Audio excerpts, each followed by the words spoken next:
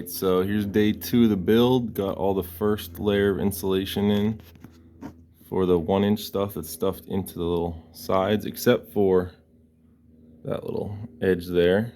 We'll cover that soon. But that's why I like a box truck so much more than a van, because these fit right into here. There's no weird little grooves and spaces and stuff, and I just took off the wood here, slid them all down, and put the wood back up. And yeah, definitely simpler. Did the whole ceiling, and I'm gonna do a whole another layer of wood around everything with more insulation in it, and that's gonna look just like this. See how I got all the wood back up, and I got this frame built out around everything, the whole walls and the ceiling, and then everything, 2 more inches of insulation in there. And then I got some electrical wiring put in too. Just hung for now, it's not going to be fully installed for a little while. But next I got to do insulation that's going under the floor, and then the floor over that, and then all the walls, and the solar, electrical, all that fun stuff is coming next.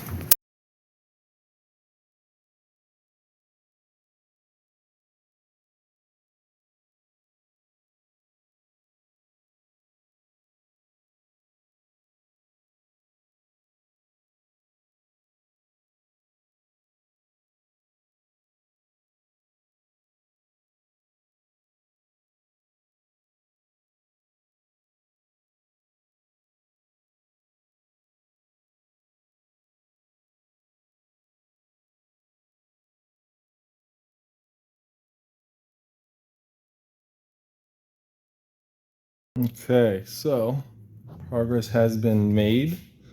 Have the rest of the insulation up on the ceiling, below the roll-up door, and put all the wood up along all the ceiling, the walls, and I even put insulation under the floor, just like stiff foam insulation under the floor. There's a roll of vinyl, just keep it simple. You know, got all the outlets cut out, put in, the wall built, the door frame put in, and I'm going to be putting the door in tomorrow. So, yeah.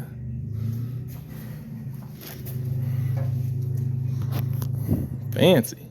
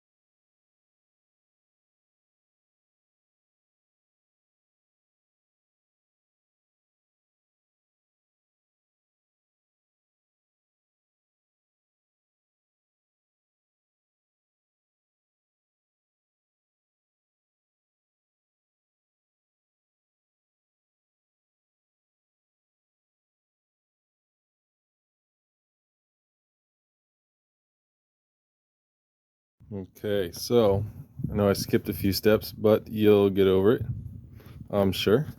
First and foremost, though, we have the solar panels on.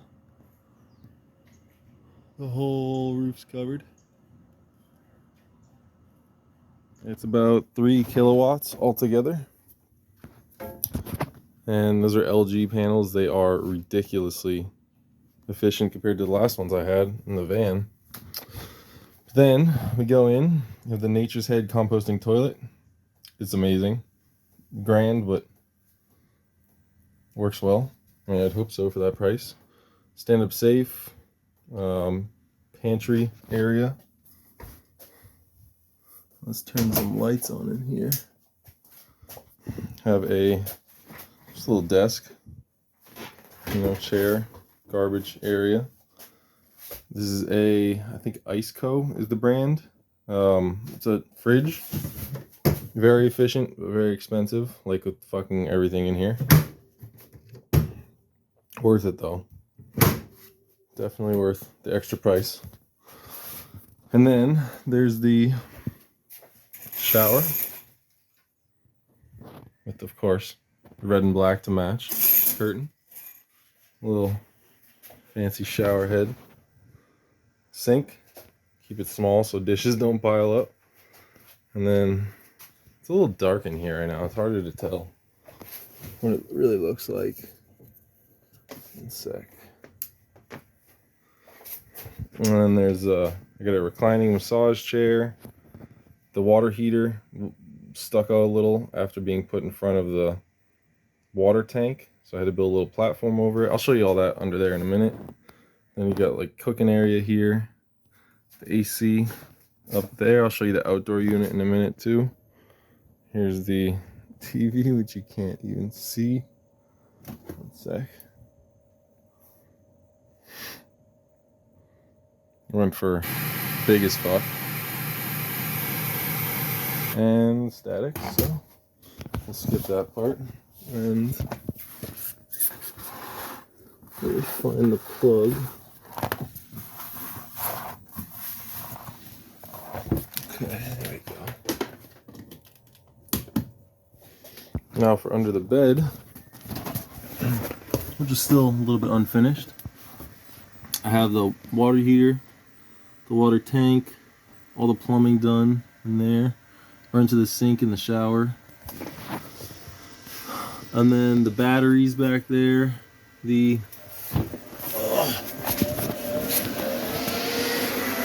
goes the fan port. It's less loud than it seems, especially once you're used to it.